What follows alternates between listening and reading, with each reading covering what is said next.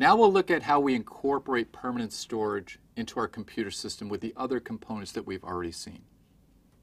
So first of all, we have one or more processors, and each of those processors has caches. And those connect typically to a second level of cache, an L2 cache, and that connects then to memory. Now, we need permanent storage because that's where our apps lie. That's where we have our code and our data associated with the different apps that we run. And we connect that also to main memory.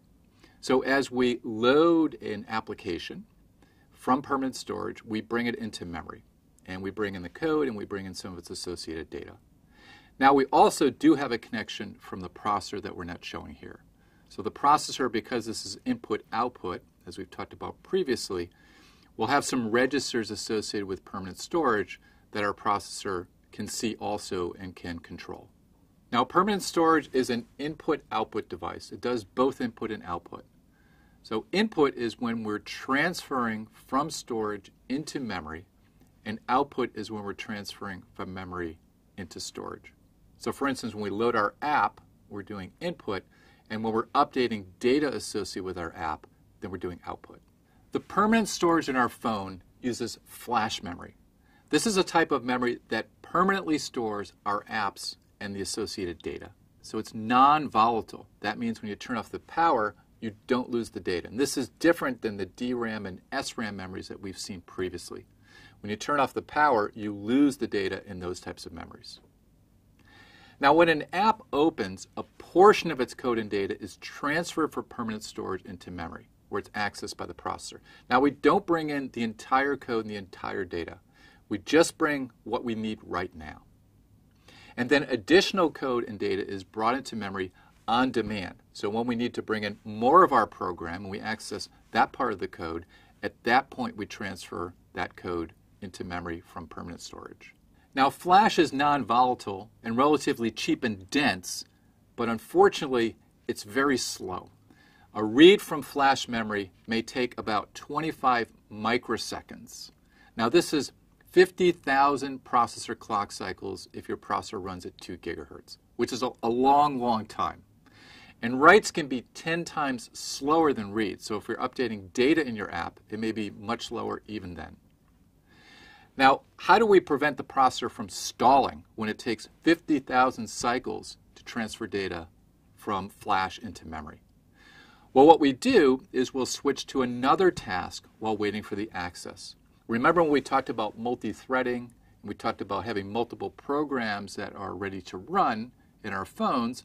Well, if one program has to go to flash memory, then we can switch to a different program while we're waiting for that transfer to happen. Now, we're also going to take advantage of spatial locality, just as we did with caches. So we're going to transfer large chunks of data between permanent storage and main memory. And that means data here means instructions or actual data. So we're not going to just get one instruction or two. We're going to get many, many instructions when we request them from permanent storage. So this is similar to transferring blocks between cache and main memory. Now, in addition to transferring blocks of 32 to 128 bytes typically between memory and the caches, now we're going to transfer pages. Now, because reading from permanent storage is so slow, then when we go there, we're going to get a lot of data or a lot of instructions. So our pages are much bigger than our cache blocks. So those are 4 to 16 kilobytes in size typically, and this depends on the operating system. When a cache block is not found in either cache or memory, now we're going to transfer a page, this larger 4 to 16 kilobyte chunk of instructions or data, from storage to memory. Now, the operating system gets involved here because it determines which page to replace in memory, assuming memory is full, and then what other tasks to run on the processor while this first task has its data transferred from storage to memory. Now, some special hardware called direct memory access or DMA hardware gets involved because it's the thing that performs the transfer while the processor runs the other task. So the operating system doesn't have to do this transfer by itself. It sets up the DMA hardware and tells it what transfer it wants it to make. Then it can go and have this other task run while the DMA hardware does this transfer in parallel. Now, the DMA hardware will inform the processor when it's done with this transfer, so then the processor can decide whether to run this first task again. So when the operating system returns to this first task now, the desired cache block will first miss in the cache again, but then we'll find it in main memory. Now, due to spatial locality, other cache blocks in the retrieve page will likely be needed. So we'll probably not miss again for some time because we'll be reading those other cache blocks.